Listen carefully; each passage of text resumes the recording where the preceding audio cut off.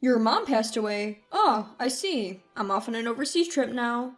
That's what my husband, who's been working away from home, blurted out on the phone after I had informed him of my mother's sudden passing. Not only was he not returning home, he was going on a trip abroad.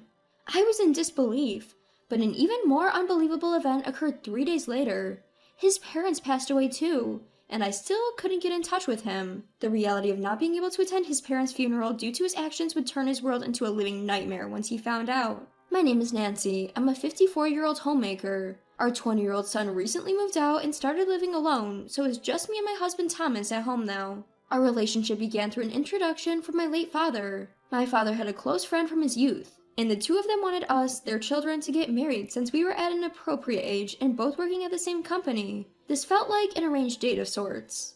We found that we had a lot in common, like loving the same music and enjoying traveling, so we hit it off right away. With the encouragement from our parents, we decided to get married quickly. We were blessed with a child and had a smooth married life. However, when our child was 10 years old, my father passed away due to illness. Apart from that, we were living in peace without any significant events. However, there was one thing about parenting that I couldn't agree with.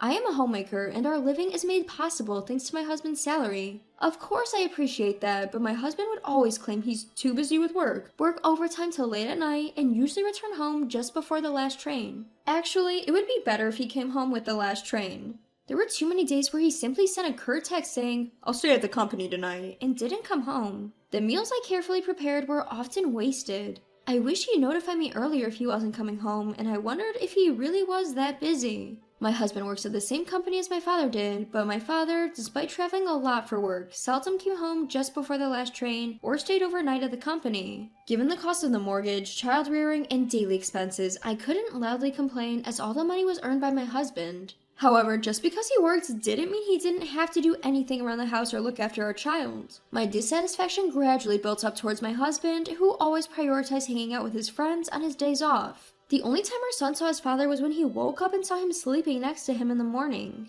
When our son started speaking, I learned that he didn't think of his father as a parent, but as an unfamiliar man who's always sleeping at home. I felt overwhelmed, as it was almost as if I was raising our child alone. I had mentioned this to my father before, but he didn't listen, saying, "Thomas is doing his best at our company. Don't speak ill of your own husband. A wife should always support her husband." My father was a firm believer in traditional gender roles. The usual routine was my mother listening to my complaints and saying, "He doesn't know a woman's hardships," with a smile after my father had drunk himself unconscious. After my father's passing, my mother's vitality also started to fade to such an extent that I couldn't afford to complain about my husband. My mother used to complain about my father to me, but at the end of the day, she loved him. I wanted to build a family like my parents, but even though we seemed like a similar traditional household, our family was different. To put it bluntly, I think we lacked mutual respect for each other. Before I knew it, I had spent 10 years living the same way, and even after our son became an adult and moved out, our daily life didn't change significantly. One day, I softly voiced a complaint to my husband, who rarely paid any attention to the house. "Listen, dear, now that our son is an adult and moved out, I don't think you need to work so much overtime. I wish you could come home earlier and spend some time at home.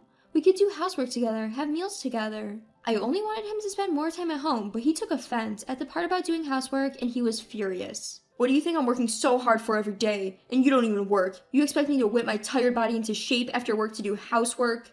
With that, he yelled and slammed the front door as he stormed out of the house. The sound of the door slamming loudly reflected the depth of his anger. At this rate, he probably won't come home for about 3 days.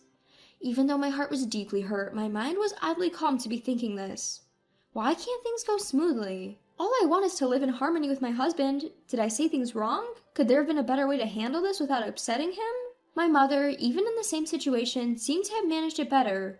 What's different between my mother and me? As I pondered this, before I knew it, tears were trickling down my face. My husband returned home 4 days later. I'm sorry. I apologized to my returned husband. I wonder what I'm apologizing for. I don't think I did anything wrong, but still, I always apologized and he forgave me. This was our usual reconciliation pattern. "Yeah, whatever." Although he said that, our relationship as a couple clearly deteriorated after that.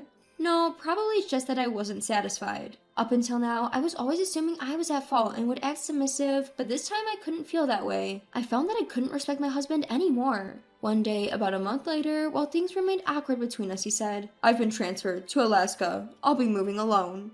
My husband, who hadn't been talking much lately, suddenly opened up with this news.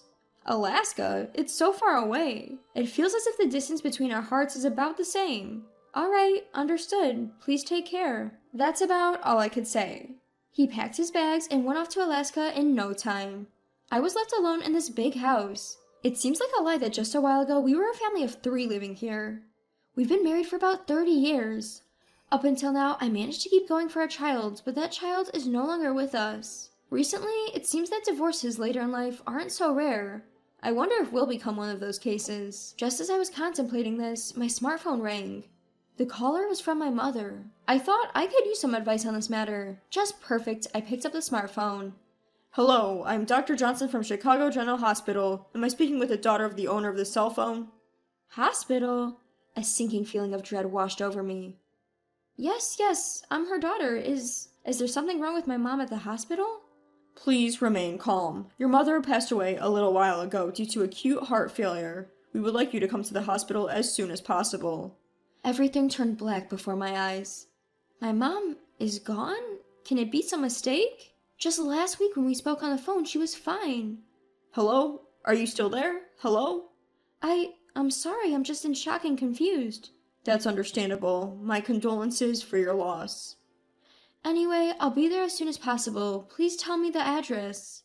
I hurried to the hospital. At the reception desk, I gave my name and was guided to the room. Upon confirming the body, there was no mistake. It was indeed my mother.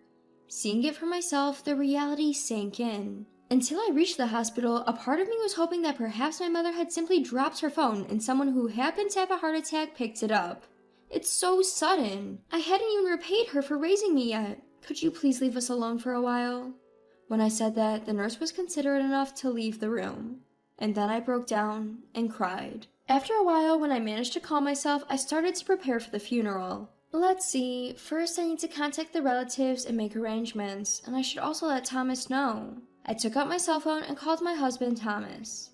He answered the phone in a sullen tone, and when I explained the situation, he just said, "I see."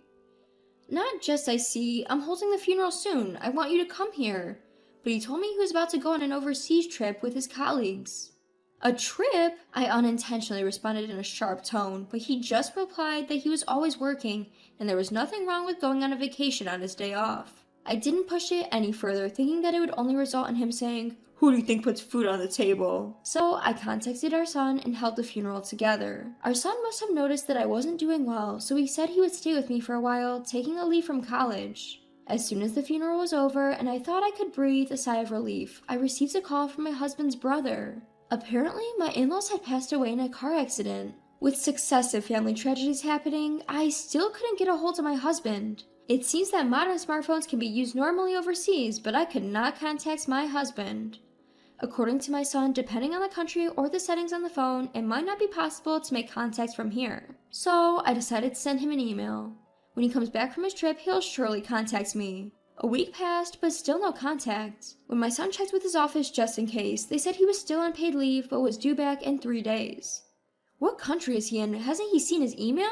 What is he doing about his own parents? On a hunch that my husband might have taken up with his mistress, I hired a private investigator. I found out the results in just 3 days. As I suspected, he was having an affair. My husband took a woman he met on a trip to Japan as it was and let her go sightseeing. I received several photos of him happily strolling around the city with this foreign woman. It seems he's having a pretty good time in his new work assignment in Alaska. I wondered what I had been being considerate of. Was it concern for my husband who was working hard for the family? In reality, he's just a fucking bastard who goes abroad to play and has an affair. This might not be the first time. I was filled with rage, perhaps partly due to all the patience I had been practicing till now. I called my husband's office and told the receptionist I had an urgent matter that needed to be connected to him. "Hello, what's the matter? I told you not to call me at work unless it's important." "Didn't you check your email? Our parents are dead." "You mean your mom, right? You told me about it before. Are you still upset about that? I finally got some time off. Can't be helped." "No, I mean your parents. They died in a car accident."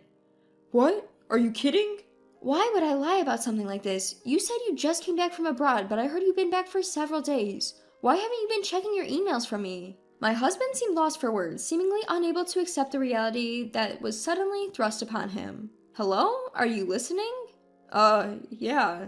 His voice was trembling. While he had no qualms about skipping my mother's funeral, he seems to be shaken by the death of his own parents. But the funeral's over and their bodies have already been cremated. It's too late for regrets. I didn't feel any sympathy and I said coldly, "You better get back here as soon as possible." I thought I heard his hoarse reply, but I hung up without acknowledging it. "Mom, what happened?" "He's coming home now, and just so you know, I'm divorcing your father today." "What? Why all of a sudden? I get that you're mad he's not contactable during his busy time, but isn't divorce too extreme?" I explained everything to my son. It was a harsh reality to lay on our child, but he's an adult now. I thought it would be better to explain everything clearly rather than make up some weak excuse. This can't be defended. I'll stay by you, Mom." With my son's support assured, everything was ready. Then my husband came home. "I'm home." His tone was the usual arrogant tone, but his voice was noticeably lacking in vigor. He might be just a pitiful man who lost both parents at once and couldn't even attend their funerals, but I've got something to say. Your brother was pretty steamed, you know. "It can't be helped. Even after returning to Japan, I was busy entertaining clients." Quite a young client, isn't she?" Saying that, I showed him the picture I'd gotten from the private investigator. Where'd you get this?" "Look at you, arm in arm and having a good time. If this is really a client, did you pick up some new tricks? It seems like this isn't your first time. Sounds like you've got women everywhere." I dropped the bombshell. The effect was immediate. "So I was busted." My husband confessed without hesitation. Must have figured there was no point trying to cover it up. I continued to pile it on. "Not only not seeing my parents, but not even attempting to visit your own parents in their last moments?" "Shut up. You have no idea how much stress I'm under at work. I'm working my ass off to support this family. Yes, even you who never lifts a finger, you're not faultless." My husband showed no shame, instead going on the offensive. You're the worst. I'm ashamed to call such a man my father." "Let's be done with this. Let's get a divorce. I'll be filing for alimony later. I'll send your personal belongings from this house by FedEx." "Humph. I'll be relieved to be free from a leech like you. I'll pay the standard alimony, but don't expect any more than that." I thought I'd been doing everything for my husband, but was he thinking of me as a parasite? What had I been putting up with all this time? Taking into account the money spent on his numerous affairs, I decided to claim $45,000 in alimony. Whether he could afford it or not, he paid it in one lump sum. Since I used to report the money I spent and my husband would pay me back, I had no idea how much he had. However, due to the fact that he had been finding mistresses abroad, bringing them back to Japan, and partying around, and couldn't even attend his own parents' funerals, word spread throughout the company, forcing him to resign. He was in a decent position at the company, so he probably thought highly of himself. In reality, he got into the company through his parents' connections, and my husband, who didn't have any special skills, ended up having to settle for part-time work when he couldn't find another job. According to my brother-in-law, losing his family and job all at once, and now having lost his parents as well, and not even being able to say goodbye to them, seemed to be driving my husband to the edge. He can't sleep unless he takes sleeping pills and is reportedly seeing a psychiatrist.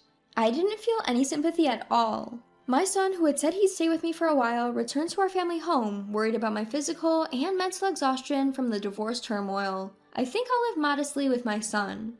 Thinking about the future, I should have saved the alimony, but I really wanted a change of pace, so I decided to go on my first overseas trip with my son. After that, I think I'll start working part-time. The more I think about challenging something new, the more excited I get. My life is just beginning.